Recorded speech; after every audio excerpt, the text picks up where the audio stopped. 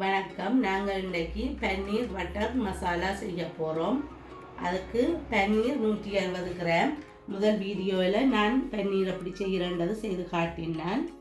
அதை பாருங்க. வெங்காயம் 2, தக்காளி பழம் 3, செத்தல் 11, கஜு 12,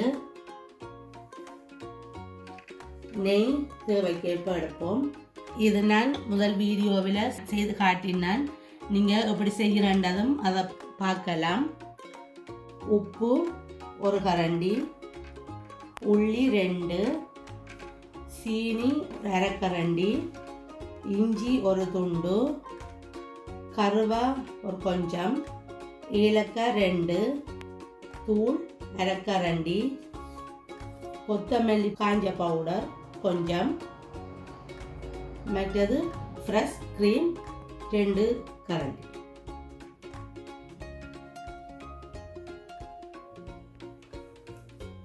சட்டி சூடாயிட்டது.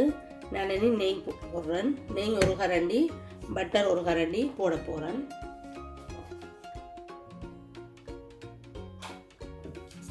நெய்யும் பட்டரும் 2 சேர்த்து போடுறேன்.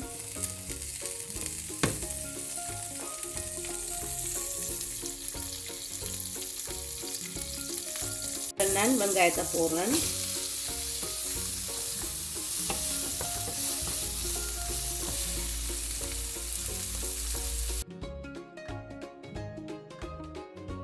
மற்றது உள்ளியும் இஞ்சியும். வெங்காயம் பெருசாக வட்டினாலும் பரவாயில்லை. இது நாங்கள் வதக்கி போட்டு அரைக்க போகிறோம். இதோட செத்தலையும் போடுறோம்.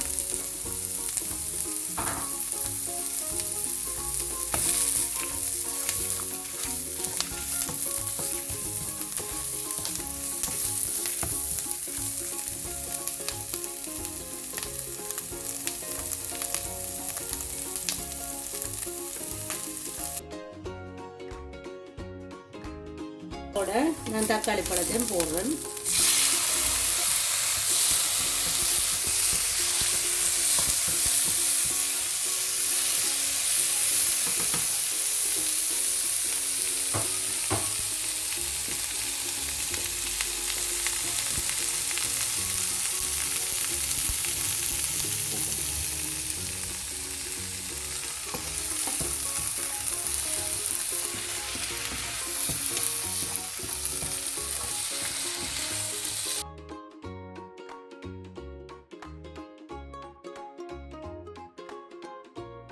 போட்ட வெங்காயம், தக்காளி பழம், செத்தல் எல்லாம் வதங்கி வந்துட்டுது.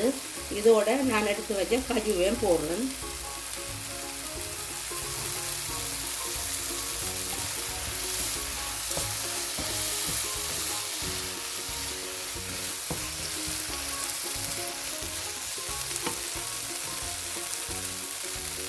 போட்டதெல்லாம் வதங்கி வந்துட்டுது. இனி நான் இதை கொஞ்ச நேரம் ஆற வச்சுட்டு கிரைண்டருக்கு போட்டு அரைக்க போகிறேன்.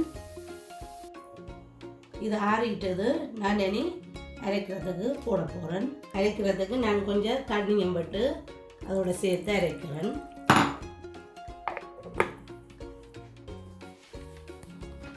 இது அரைச்சாச்சது.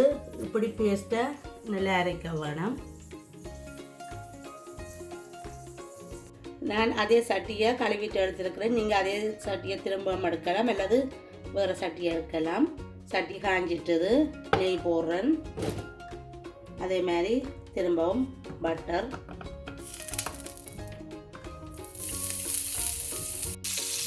ஏலக்காய்,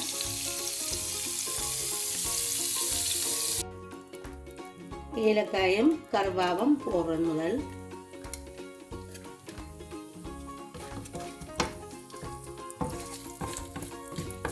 போட்டுட்டு அதோட எடுத்து வச்ச தூளையும் போடுறேன்.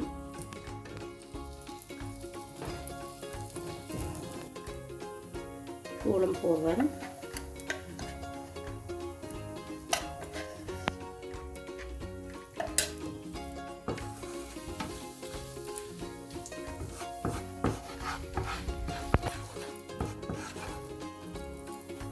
இதோட நான் அரைச்ச பேஸ்டையும் போடுறேன்.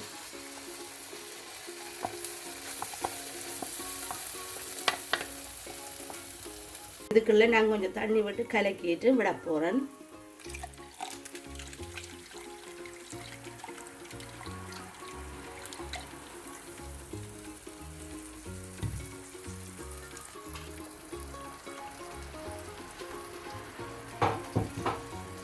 இதை விட்டுட்டு மிக்ஸ் பண்ணுவாங்க.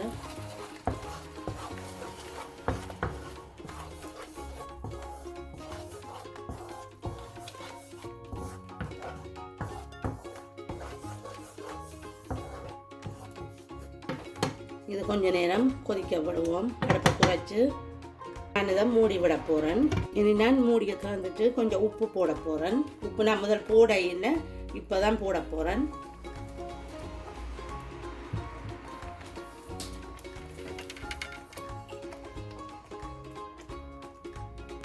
இவ்வளோ உப்பு போடுறேன்.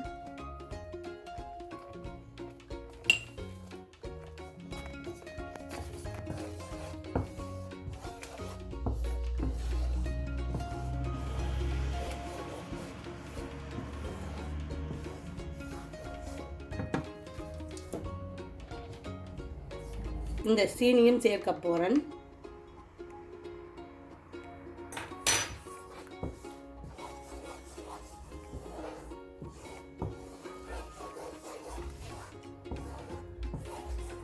சீனி சேர்த்துட்டு இதோட ஃப்ரெஷ் மில்க் எடுத்து வச்சிருக்கிறேன், அதையும் வர்றேன். இது 2 கரண்டி.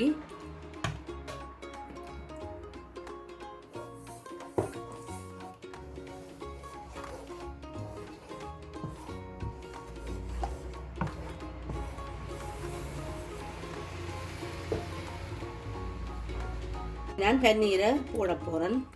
பொரிக்கையில் அப்படியே போடுறேன். இதுக்கு பொரிக்காமத்தான் போட வேணும்.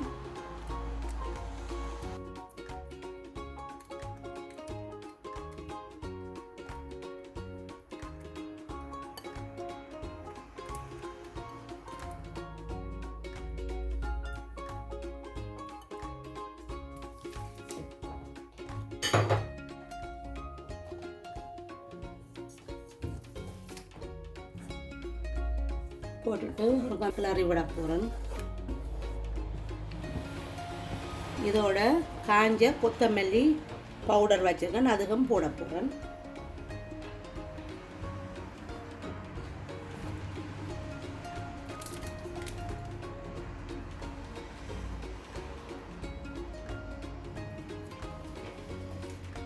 சரி, பன்னீர் கறி முடிஞ்சது. அடுப்பு நிப்பாட்ட போகிறேன். நீங்கள் இன்னும் கொஞ்சம் இறுக்கமாக வேணுமெண்டா கொஞ்சம் வத்த விடலாம். இது நான் இந்த இதிலே எடுக்கிறேன். பன்னீர் பட்டர் மசாலா செய்தாச்சுது. இது ரொட்டி வகையோட சாப்பிட நல்லா இருக்கும். பன்னீரோட வேறு வகையான சாப்பாடுகளும் செய்யலாம். நான் அடுத்தடுத்த வீடியோக்களில் காட்டுறேன்.